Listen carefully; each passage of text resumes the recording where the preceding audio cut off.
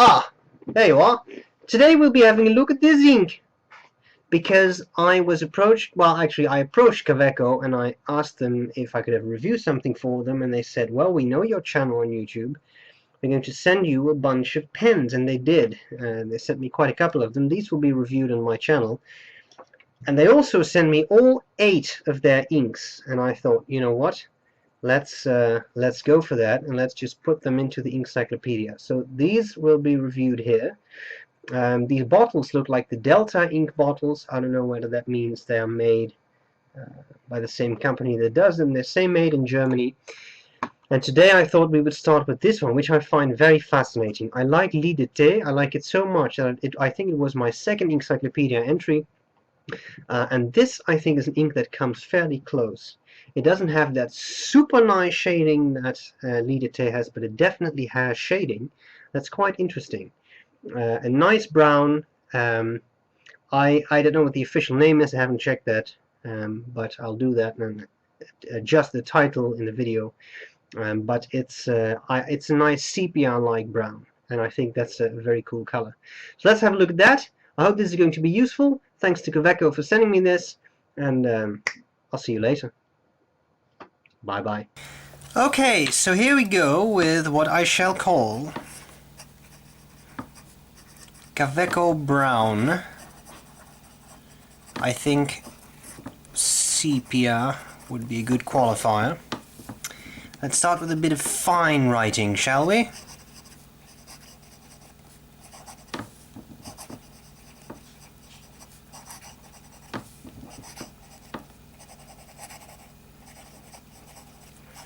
I find this ink very legible. Even in this relatively dry, fine pen, it remains very legible. And we move to a medium nib. Much wetter.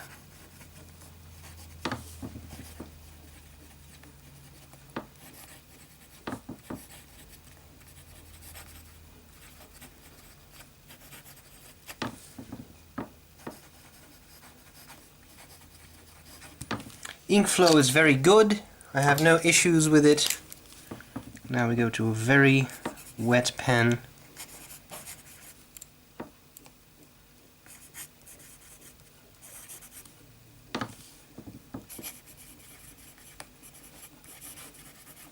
Broad.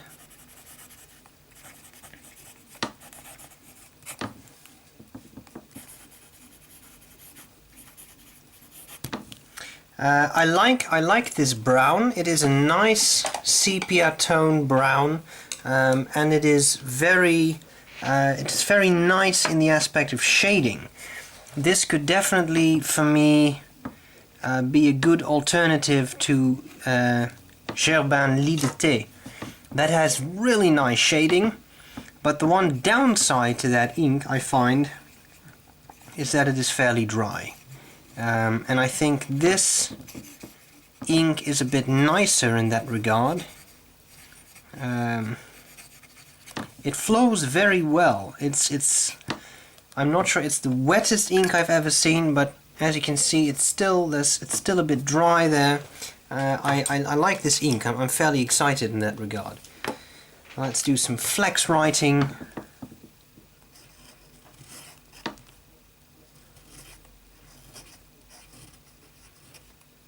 There we go with some railroading.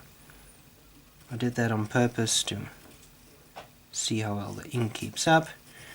And here we go with the standard failure of the flex pen. That's a really big dot on that eye there. Once the ink starts to flow again, I think we really get to a fairly nice flow. But it remains an issue. This remains pushing that down again, remains a bit of an issue with writing. Okay. Of course, always just when you explain that flow is good, the pens give up to 3 passes. Ooh, 1. It looks really disgusting like this here, very mushy, but I think it is going to improve as it dries up a bit. I think while we are at it, we may well do some really fat writing. How about we just write the letter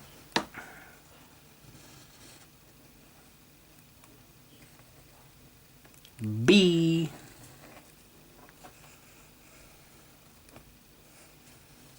It is not a lidete, but it is definitely the ink that is closest to that of all the inks I've ever seen. It has that weird, almost greenish brown tinge, which I appreciate.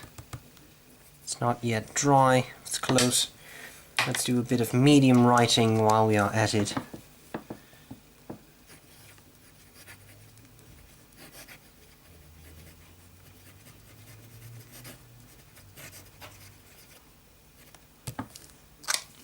Okay. I think we can do a second pass there. He sighed wearily. There we go. And then I think the time has come for that moment you have all been waiting for. The Tardif test.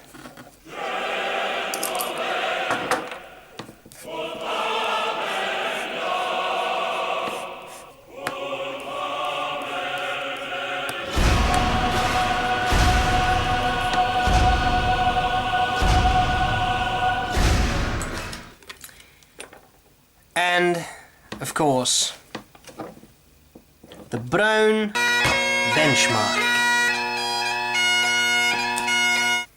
And I think this is dry.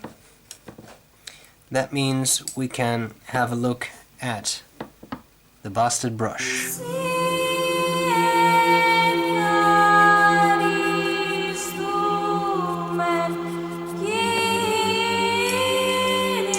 As well as the eyedropper of death.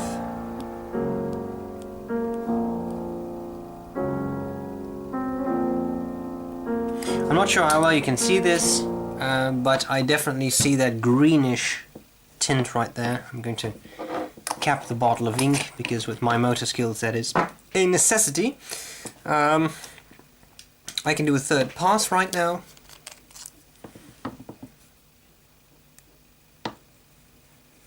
There we go. And then I think we can start working on our scorecard while all of this is drying so that we can interpret the final tests. Cleaning. Well, to be honest, I have had no problems cleaning this ink out of my pens. Bleed through. That is something we will have to assess later. Color. Well, brown, I would say. Well, brown sepia. It's not necessarily a very archetypal brown. Shading. Now there's a good one. I find the shading quite impressive. I see quite a lot. Let me zoom in here a bit so that you can see that a bit better yourself, maybe. If you look at this broad, wet nib, I think you really see some nice shading. Take this L, for example. Some good stuff going on. That's what I meant with the lidete. It's a very nicely shading ink. I really like that. I set Apache Sunset as the full marks for this ink, for this factor, but I'm going to give this the same score. Apache Sunset is unique, and I don't think any ink is ever going to match that. So henceforth, if there is this amount of shading, I'm going to use that. Flow, I would say, well no, flow's a 2. No, you know what? Flow is a 1. I had a problem with the Flex pen, but all the other pens, they did it straight away, so I think that's pretty good. And there's feathering. That's something we will have to assess after the copy of paper. And there is drying time. Well, drying time is somewhere in the middle range. It's not a very wet ink, nor is it excessively dry. Waterproofness. Now there's a good one that we have to assess here.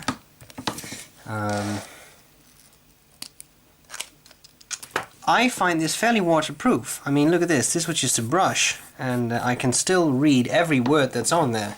I'm interested to see what happened to this really fat writing and a lot of water.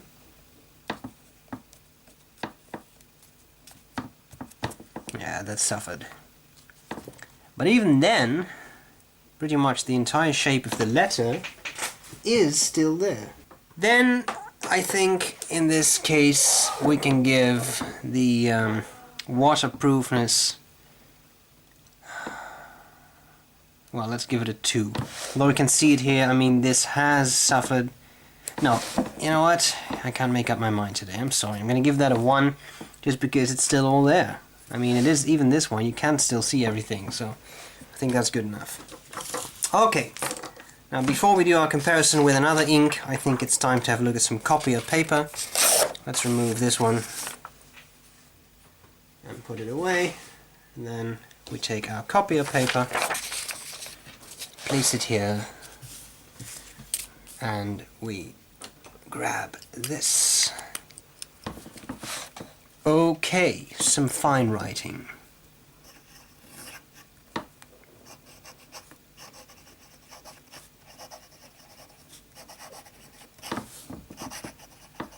What does the fox say? If that has no meaning to you, you must YouTube it. Yes, that is a verb now.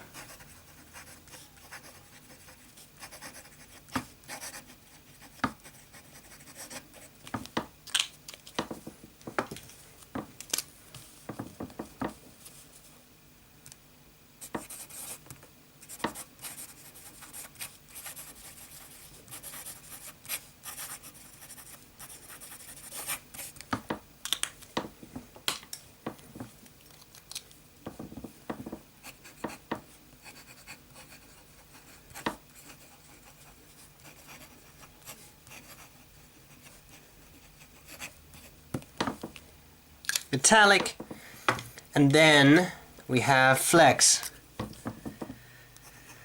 I always dread this moment. Failing pens, terror. Well, well, well. Everything writes.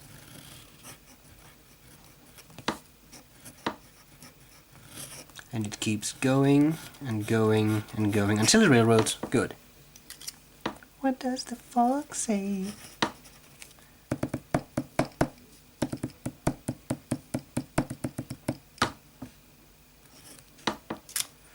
There we have some really fat writing. Fat writing.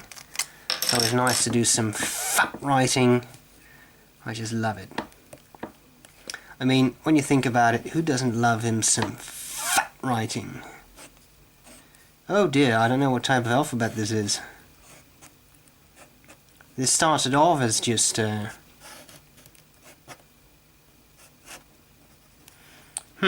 this started off as foundational.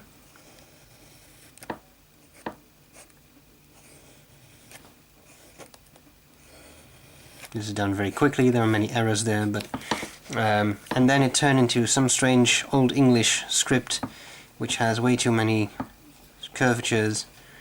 I don't know. Gothic bastard, maybe?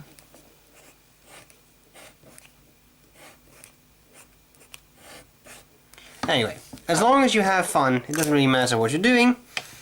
I think that's all very interesting. So what do we see? Well, I don't know about you, but I would say that this ink feathers just a smidgen. I like the word smidgen, I didn't get to use it a lot.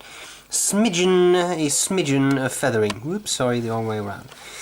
But in normal writing, even in this very wet broad, it seems to be under control. It's really with this excessive flow, you saw the same thing there, and that you get some feathering. So I think feathering is quite good.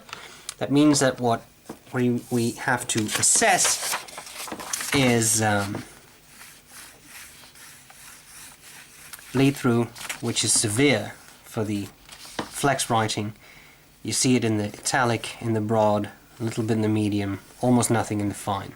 But this is very pronounced, especially in the fat writing. Fat writing, you see a lot of bleed through. On the Rhodia paper, there is definitely bleed through for the flex writing too. And this is Rhodia. I mean, this is good paper. 3 passes, but that's, I mean, excessive. Having a look at those 3 passes, I think you get a nice idea of this very, well, fairly dark brown to this extremely dark brown, almost grayish color. So, okay, what remains is feathering. Well, it was only, okay, middle score. Bleed through. It's not too good, but it's not terrible. It's definitely not good. Okay, inkage. So overall, and I mean the bleed through was of course mainly in really excessive ink use. 1, 3, 4, 5, 7, 9, 10. That doesn't sound too bad. Inkage of 10. Now I'd like to compare this ink to another ink, and I came up with the following. So what we have is here is Visconti. No! This is Kaweco Brown. Benchmark. No, wait. What? Okay. Brown Sepia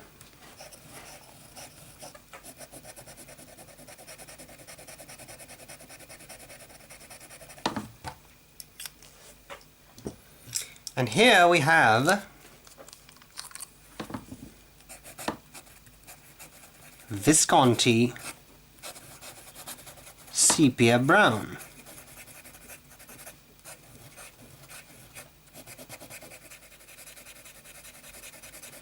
Which is a little bit browner. This is, I mean, a lighter brown. This is, I think this leans a bit more towards the green end of the spectrum. This is a very brown. Both inks are very nice. Both inks are inks that I like a lot. As I said, this Kaweco brown is a little bit more along the lines of the Gerbin Lidité. So there you have it. I would say that what we have here is an Inkcyclopedia entry for Kaweco Brown. I thank Kaweco for sending me this. I hope this was useful, and I'll see you later. Bye bye.